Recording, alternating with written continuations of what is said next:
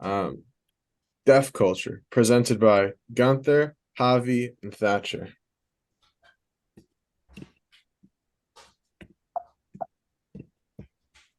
The history of deaf culture, early 1600s and 1800s. Before the establishment of specialized schools for the deaf, many individuals lacked access to education. In the 1540s, Pedro Ponce de Leon, a monk, taught the deaf brothers as well as 10 to 12 other deaf people at his monastery. His work would be replicated in other small scale schools throughout Europe. State sponsorships of deaf education began in Europe in the 18th century. The history of deaf culture, 19th century.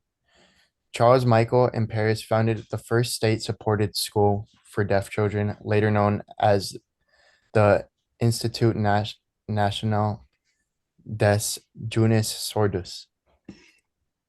In 1778, Samuel Hennig of Germany exemplified the oral method, oralism, a method emphasizing training in speech reading or lip reading as a means for deaf people to learn their national language. In 1817, a deaf teacher from the INJS, Laura Clark, together with American educational philanthropist Thomas Hopkins Gallaudet, established the American School for the Deaf. Clark influenced the makeup of contemporary American Sign Language, deaf culture, and their socioeconomic status. According to the NIH, individuals with hearing loss had 3.21 times higher odds of low education attainment compared to hearing individuals. Considering education, sex, and race, individuals with hearing loss had 1.59 times higher odds of low income and 1.9 times higher of being unemployed or underemployed compared to their hearing individuals. Deaf culture and their socioeconomic status. Right here, we can see there's a graph of employment rate among the hard of hearing, like people who can't hear in the US, according to the National Deaf Center. And this was published in 2022, and it shows us how much of a difference there is between deaf people, employment and unemployment, and people with hearing and most of their abilities still in function.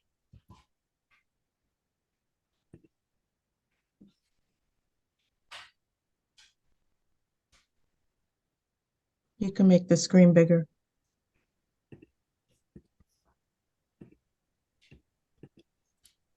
It's not letting me, but I think that's okay.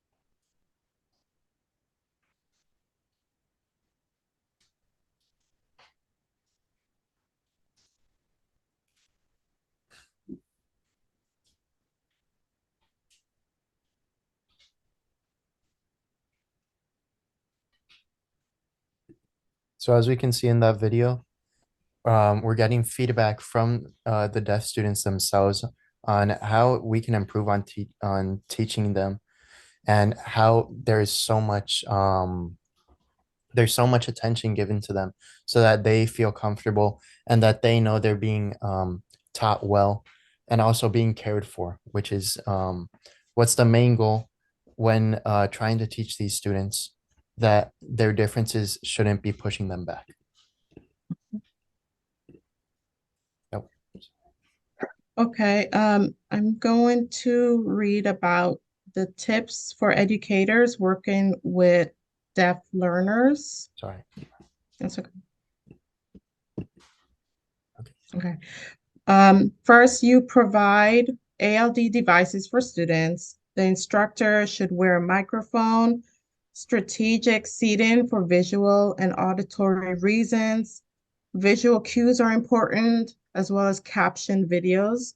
If you have an interpreter, give them the lesson ahead of time and try to allow the student time to process the information. Expressions and body language are all nonverbal ways for deaf students to gather information. Next slide. And click it again. Yeah. ALD devices, assistive listening devices, help to amplify the sounds you want to hear. Student seating is important. Invite your student to sit to the front of the class where lip reading, visual cues, or a hearing aid will help them learn. Visual cues and handouts are a great way to support deaf learners. Taking notes may be difficult, so provide a handout ahead of time. If you are using a video, try to find caption options. Using an interpreter facilitates communication between the deaf student, instructor, and the class. And finally, facial expressions and body language are integral parts of ASL. People with hearing loss have the ability to use and read nonverbal communication. Next slide. How much do you know about deaf culture? Let's take a short quiz. Everyone with hearing loss can read lips and sign language. True or false? False. The majority of people with hearing loss do not use sign language, but it is still important to those who use it to communicate. Hearing aids and cochlear implants restore hearing loss to normal. True or false? False. Hearing aids increase the volume, but only slightly to enhance clarity. People with hearing loss read Braille. True or false? False. People who are blind read Braille. Here are some more myths and misconceptions about deaf culture. I'm not going to read every one of them, but I'll just kind of go through it a little bit. These are common myths about deaf culture, like talking louder will help a deaf person understand. That is a myth. People with hearing loss are mute and unsuccessful. That is also a myth. And lastly, deaf, hearing impaired, or disabled are all the same terms. That's definitely a myth. The umbrella term or preferred term is deaf or hard of hearing. Hearing impaired is not a preferred term. Diversity within the deaf community. The deaf community is a diverse and multifaceted group of individuals who share the experience of deafness or hearing loss. If a person identifies as deaf, spelled with a small d, it means they are medically deaf and they have a severe hearing loss. They use technology such as hearing aids, cochlear implants, and communicate through speech and sign language. They do not identify as capital D deaf as part of deaf culture. On the other hand, people that identify as hard of hearing often have a mild to moderate hearing loss. They identify with capital D/deaf culture or hearing culture or somewhere in between. Not everyone with hearing loss identifies with one definition and may have their own way of identifying with their hearing loss. Conclusion. Overall, it is important for schools and society to recognize and address the unique challenges faced by deaf individuals by accessing education and employment opportunities. This includes providing accommodations and resources for communication, addressing discrimination and bias, and promoting equal access to opportunities regardless of hearing ability. I hope our presentation made you more aware about the deaf and hard of hearing community. Thank you for watching.